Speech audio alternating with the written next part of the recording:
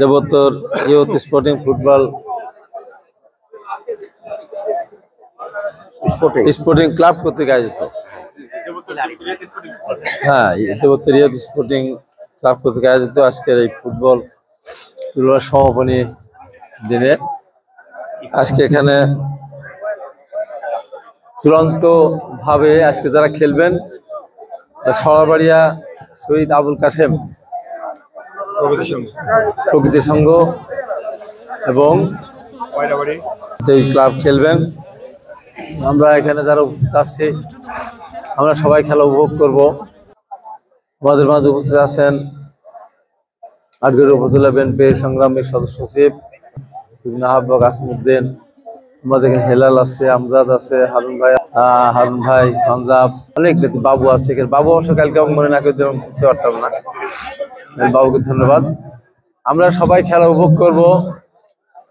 আজকের খেলা আমরা উপভোগ করব মনের ভিতরে যে আনন্দ নিয়ে আমরা খেলায় আসি বা খেলা দেখতে আসি, আজকে কিন্তু সম্পূর্ণ ভিন্ন মন নিয়ে আমরা এসেছি।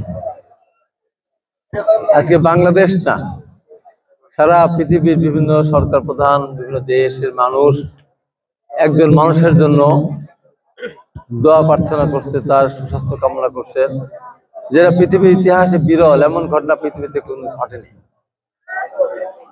আজকে যার জন্য দোয়া চাওয়া হচ্ছে তিনি সরকারের এখন কোন মন্ত্রী না, তার দল রাষ্ট্রীয় ক্ষমতা নেই, অথচ আজকে সরকারি ভাবে বর্তমান যে সরকার ইন্টারিম গভর্নমেন্ট, সেখান থেকে তাদের পক্ষ থেকে আজকে সারা বাংলাদেশের সমস্ত মসজিদে দর্শন পরিচালনা করার জন্য আহ্বান জানানো হয়েছিল বা নির্দেশ দেওয়া হয়েছিল।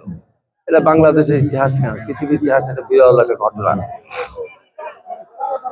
সারা পৃথিবীর অনেক দেশ আছে যারা সরকারকে পছন্দ করেন না, তেমন আজকে ভারত সরকার এবং নরেন্দ্র মোদী প্রধান দেশ বেগম খালেদা জিয়ার কি দরকার আজকে এটা জানতে চেয়েছি।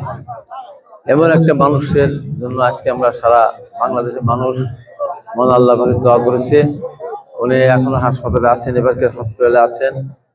আল্লাহ রহমতে আগামী রোববার লন্ডনে চিকিৎসার জন্য যাবেন।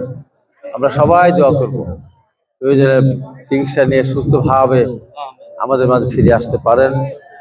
এই দোয়াতে আজকে আমরা সবাই খেলা আমরা দেখব এবং এই স্টেডিয়ামের আরো গ্যালারি দরকার, আরো উন্নয়ন দরকার। ইনশাল্লাহ আগামীতে মহান আল্লাহ পাক আমাদের সুযোগ দিলে, দেশটিতে বেগম খালেদা এবং তারেক রহমান দেশ সেবার সুযোগ পেলে আমরা এই আটঘরিয়া এই স্টেডিয়ামকে আরো সুন্দরভাবে সাজাবো, এই প্রত্যাশাবাদ ব্যক্ত করে সবাইকে খেলার আহ্বান জানিয়ে দুই পক্ষকে বলবো সুন্দর খেলা উপহার দিতে হবে, হার দিতে থাকবেই। আমরা সবাই উপভোগ করবো। সবাইকে ধন্যবাদ। আসসালামু আলাইকুম।